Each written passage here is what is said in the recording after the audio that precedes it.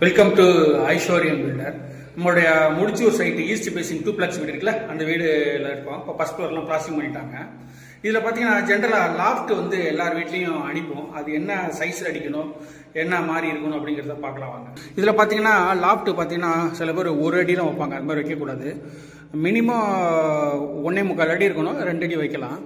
சில பேர் ஃபுல்லாக கொஞ்சம் கேட்பாங்க, தேவையை பொறுத்து அவங்க வீட்டில் அந்த குண்டா சட்டியெல்லாம் போகிறதுக்கு தேவையான அளவுக்கு இழுத்துக்கலாம். அது ஒரு விஷயம் இல்லை.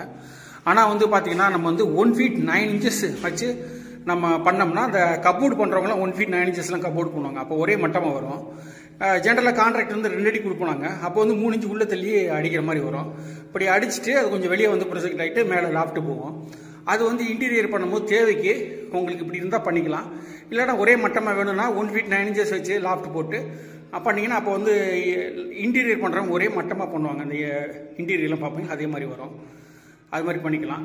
அதனால் வந்து இன்டீரியர் பண்ண நினைக்கிறவங்க இந்த லாஃப்ட்லாம் 1 feet 9 inches வச்சு பண்ணிக்கிறது உண்டு. இல்லை 2 அடி போட்டால் கொஞ்சம் பெருசாக இருக்கும், பாத்திரங்கள்லாம் நிறையா வச்சுக்கிறதுக்கு வசதியாக இருக்கும்.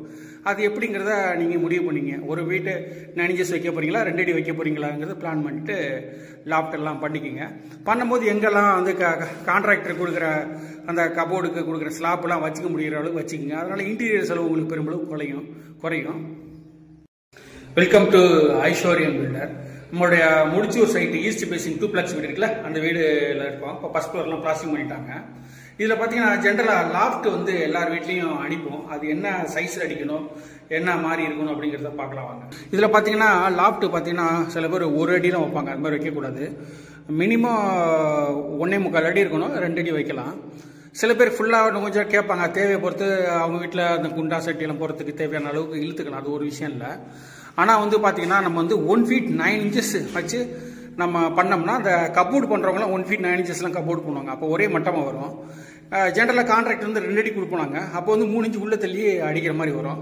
இப்படி அடிச்சுட்டு அது கொஞ்சம் வெளியே வந்து ப்ரொஜெக்ட் ஆகிட்டு மேலே லாஃப்ட் போகும். அது வந்து இன்டீரியர் பண்ணும்போது தேவைக்கு உங்களுக்கு இப்படி இருந்தால் பண்ணிக்கலாம். இல்லைனா ஒரே மட்டமாக வேணும்னா 1 feet 9 inches வச்சு லாஃப்ட் போட்டு பண்ணிங்கன்னா அப்போ வந்து இன்டீரியர் பண்ணுறவங்க ஒரே மட்டமாக பண்ணுவாங்க. அந்த இன்டீரியர்லாம் பார்ப்பீங்க, அதே மாதிரி வரும். அது மாதிரி பண்ணிக்கலாம். அதனால் வந்து இன்டீரியர் பண்ண நினைக்கிறவங்க இந்த லாஃப்ட்லாம் 1 feet 9 inches வச்சு பண்ணிக்கிறது உண்டு. இல்லை 2 அடி போட்டால் கொஞ்சம் பெருசாக இருக்கும், பாத்திரங்கள்லாம் நிறையா வச்சுக்கிறதுக்கு வசதியாக இருக்கும். அது எப்படிங்கிறத நீங்கள் முடிவு பண்ணிங்க. ஒரு வீட்டு 9 inches வைக்க போகிறீங்களா, 2 அடி வைக்க போகிறீங்களாங்கிறத பிளான் பண்ணிட்டு லாஃப்டெல்லாம் பண்ணிக்கிங்க.